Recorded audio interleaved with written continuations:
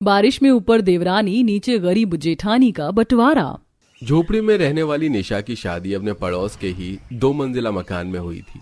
उसकी शादी को कई साल बीत चुके थे और अब भी वो अपनी सास का दिल नहीं जीत पाई थी। ऐसे ही एक दिन निशा हाथों में झाड़ू लिए घर के अंदर आती है और उसे देखते ही आशा उस पर गुस्सा करती है। आ गई अपनी झोपड़ी साफ करके, दहेज में तो कुछ लाई नहीं और इस घर का काम छोड़कर चली जाती है उस झोपड़ी की सफाई करने। माँ जी, आप तो जानती है ना कि मेरी माँ कितनी गरीब थी, वो कहाँ से देती दहेज। अब आप दहेज के लिए मुझे बोलना बंद कीजिए, रवि जी के आने का समय हो रहा है। हाँ तो इसी फिरात में रहती है ना कि मेरा बेटा आए और जाकर तू उसे चुगली कर दे। अगर तुझे उससे चुगली करनी है ना तो जाकर कर दे, और कर दे बंटवारा। आशा अपनी बहू को सुनाकर ऊपर अपने कमरे में चली जाती है। इसी तरह कुछ दिन बीत जाते हैं और पंडित जी दिवाकर के लिए रिश्ता लेकर आते हैं और सब चाय नाश्ते के साथ हॉल में बैठकर लड़की की फोटो देखते हैं। आशा बहन, मैं तुम्हारे बेटे के लिए बिल्कुल वैसा ही रिश्ता लेकर आया हूँ जैसा तुम चाहती थी। लड़की का परिवार बहुत अमीर है और वो अपनी माँ बाप की इकलौती बेटी है, तो तुम चिंता मत करो, भरकर दहेज मिलेगा। पंडित जी, दहेज नहीं भी मिलेगा तो भी चलेगा, हमें तो बस बड़ी बहू के जैसी छोटी बहू चाहिए, शांत और संस्कारी। आप रहने दीजिए। अपने पड़ोस वाले गरीब दोस्त के जाने के बाद उसकी बेटी का ख्याल रखने का वादा किया था आपने, पर आपने तो हमारी इस गरीब पड़ोसन की बेटी से ही हमारे बेटे की शादी करवा दी, जो दहेज में कुछ नहीं लेकर आई। पंडित जी, मेरी तरफ से तो रिश्ते के लिए हाँ है। विनोद ने अपने बड़े बेटे की शादी अपनी पसंद की लड़की से की थी, इसलिए शांति इस बार अपने छोटे बेटे की शादी अपनी पसंद की लड़की से करती है। कुछ दिनों में जब आशा अपने पूरे परिवार के साथ अपनी छोटी बहू सपना को देखने के लिए जाती है। हमें तो ये रिश्ता मंजूर है, आप बस ये बताओ कि शादी की डेट कब डालनी है। बहन, शादी की तारीख भी डल जाएगी, पर उससे पहले कुछ दहेज की बातें कर लेते। हमारी एक ही बेटी है और हम उसे खाली हाथ विदा नहीं करना चाहते। आपको अपनी बेटी को जो देना है वो दीजिए, पर हमें दहेज नहीं चाहिए। अंकल जी, ये तो आपका बड़प्पन है, पर हमारा तो फर्ज बनता है, इसलिए हम अपनी बहन को दहेज का सारा सामान देंगे और कुछ कैश और गाड़ी भी, ताकि मेरी बहन ससुराल में भी राज कर सके। लड़की वाले खुद दहेज देने को तैयार होते हैं, इसलिए आशा भी पीछे नहीं हटती और घर आकर अकेले में अपनी बड़ी बहू से सुनाती है।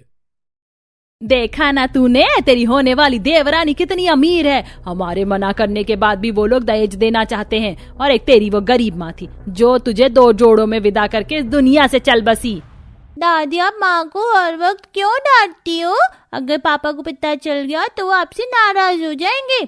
बड़ी आई पापा की चमची, दोनों माँ बेटी एक जैसी हैं। मेरे बेटे से चुगली करती है मेरी, ताकि घर का बंटवारा हो जाए। अगर तेरी माँ चुगली करना भूल जाए तो तू कर देना अपने बाप से मेरी चुगली। आशा अपनी बहू और पोती को डांट कर अपने कमरे में चली जाती है, तो वहीं उदास निशा अपने बगल में बना छोटा सा कच्चे से मकान में जाती है और अपनी माँ की फोटो देखकर बहुत रोती है।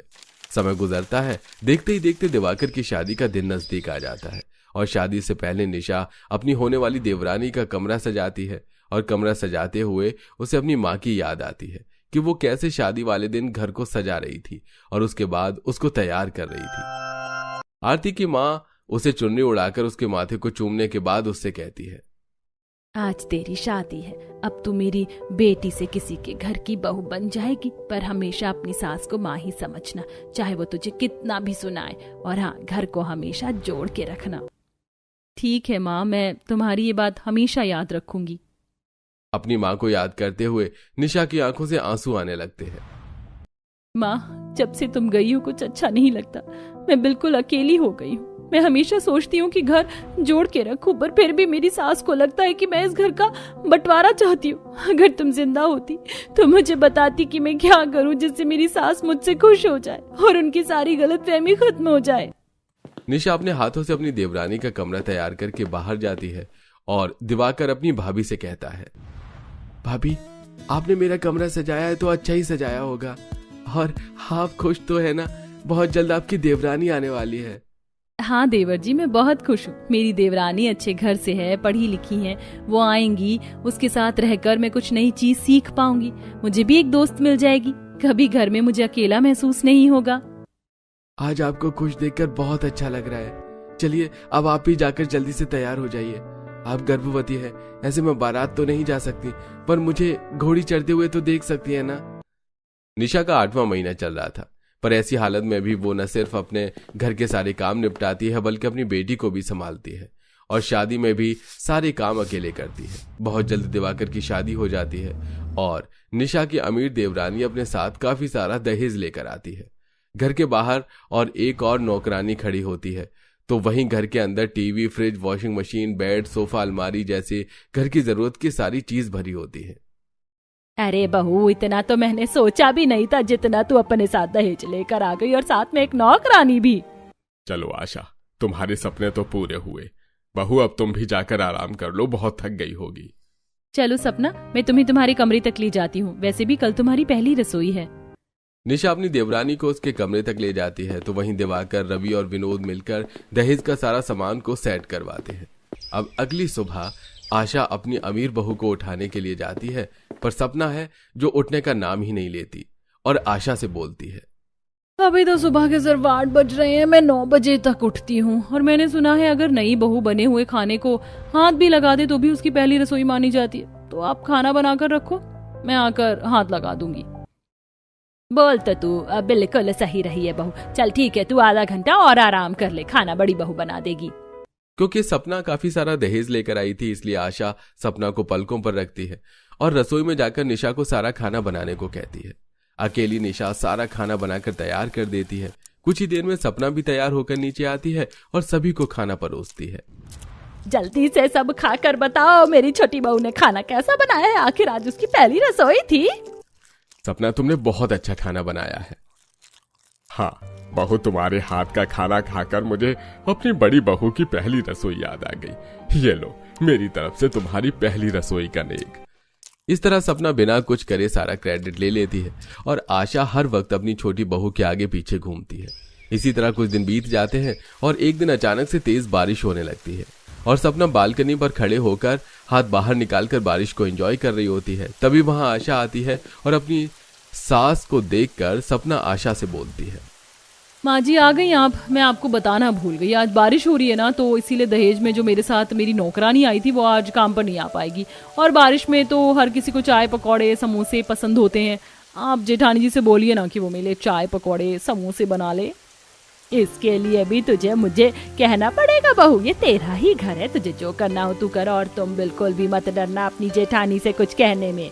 अगर वो कभी तेरी बात ना माने तो मुझे बताना। दहेज में तो कुछ लेकर नहीं आई, पहली औलाद भी बेटी हुई है। आज तक उसने मुझे खुश नहीं किया है, इसलिए उसकी इतनी हिम्मत नहीं है कि वो तेरी बात टाले। आखिर तूने हमारा घर खुशियों से भरा है और मुझे पूरी उम्मीद है तू ही मुझे इस घर का पहला वारिस भी देगी।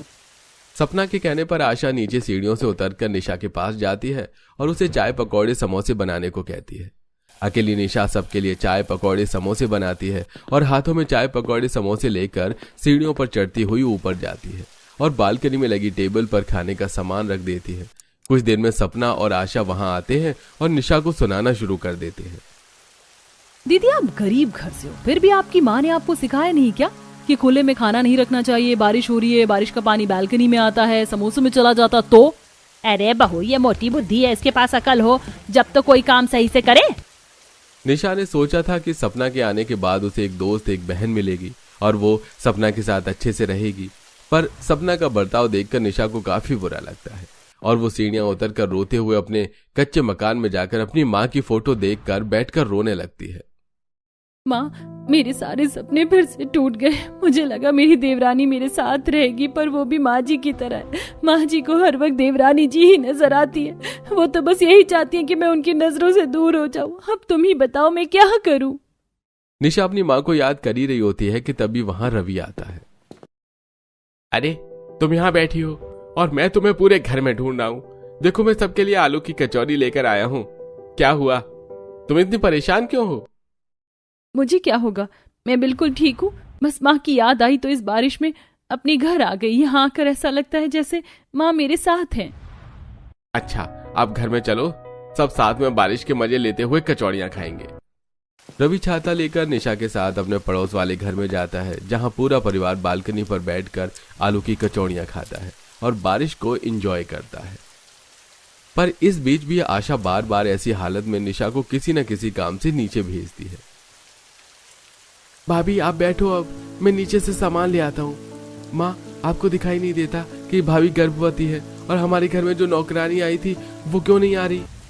दिवाकर तुम्हें दिखाई नहीं दे रहा? कुछ दिनों से रुक रुक कर कितनी बारिश हो रही है। बेचारी मेरी नौकरानी का घर बहुत दूर है, कैसे आएगी इतनी दूर से? इसलिए जब तक बारिश रहेगी वो नहीं आएगी। सपना की बात सुनकर दिवाकर नीचे से कुछ बर्तन लेकर आता है और पूरा परिवार बारिश के मजे लेते हुए कचौड़ियां खाता है। समय गुजरता है और रवि की अचानक से जॉब चली जाती है और वो कमरे में जाकर निशा को बैठाकर ये सब बताता है। अब तो मेरी जॉब भी नहीं है, सारी जिम्मेदारी दिवाकर के कंधे पर है, और तुम गर्भवती हो। समझ नहीं आ रहा मैं क्या करूं। आप ज्यादा मत सोचिए, सब ठीक हो जाएगा। जॉब जाने की वजह से आशा अब और अपनी बहू से चिढ़ने लगती है, और जब जब रवि नौकरी ढूंढने जाता तो रवि की गैर मौजूदगी में बार बार आशा निशा को खरी खोटी सुनाती है। ऐसे ही एक दिन तबीयत ठीक न होने की वजह से निशा सपना के कमरे में सफाई नहीं करती, और इस बात के लिए आशा और सपना निशा को खरी खोटी सुनाने के लिए उसके कमरे में आती है, जो कि अपने कमरे में लेटी हुई थी। पर आशा के आते ही निशा उठ बैठ जाती है। जलती है ना मेरी बहू से, क्योंकि वो दहेज में इतना सब कुछ लेकर आई। मुझे लगा था कि तू सिर्फ बंटवारा करवाना चाहती है, पर तू तो मेरी बहू से भी जलती है। सपना, अगर एक दिन मैंने तुम्हारे कमरे की सफाई नहीं करी तो क्या तुम नहीं कर सकती? मेरा 8वां महीना चल रहा है, और माँ जी मैं क्यों जलूंगी अपनी देवरानी से? तुझे गरीब की हिम्मत कैसे हुई मेरी बहू को आंख दिखाने की और मुझे ऊंची आवाज में बात करने की? इतना बोलकर आशा जैसे ही निशा पर हाथ उठाती है तभी वहां रवि आ जाता है और अपनी माँ का हाथ पकड़कर उससे कहता है, अब मुझे समझ आया क्यों मेरी बीवी को अपनी माँ की याद आती थी, क्योंकि आपने निशा को नौकरानी बनाकर रखा है। माँ आपको यही लगता था ना कि निशा बंटवारा चाहती है, पर उसने मुझसे कभी कोई ऐसी बात नहीं कही। पर मुझे सब पता है, और अब मैं बंटवारा चाहता हूँ।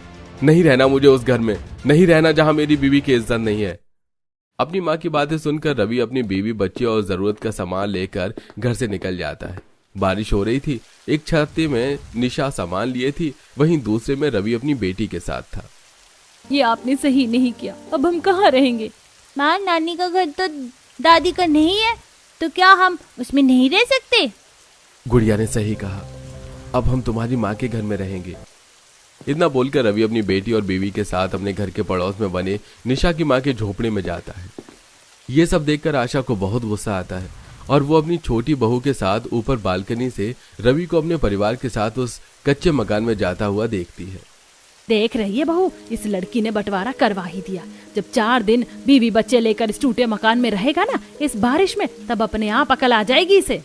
माँ जी जाने दीजिए उन्हें। आप देखिए मौसम कितना अच्छा है, कितनी अच्छी बारिश हो रही। मैंने तो बाहर से पिज्जा, बर्गर और फ्रेंच फ्राइज मंगवा दिए हैं। अब जैसे हमारा ऑर्डर आएगा हम यही बालकनी पर बैठकर बारिश के मजे लेकर खाना खाएंगे। और माँ जी, जब तक मेरी नौकरानी नहीं आ जाती आपको ही खाने का इंतजाम करना होगा। बना लोगी ना खाना? मैं अगर बनाऊंगी तो मेरा 50,000 का मैनिक्योर खराब हो जाएगा। हाँ बहू, मैं बना लूंगी।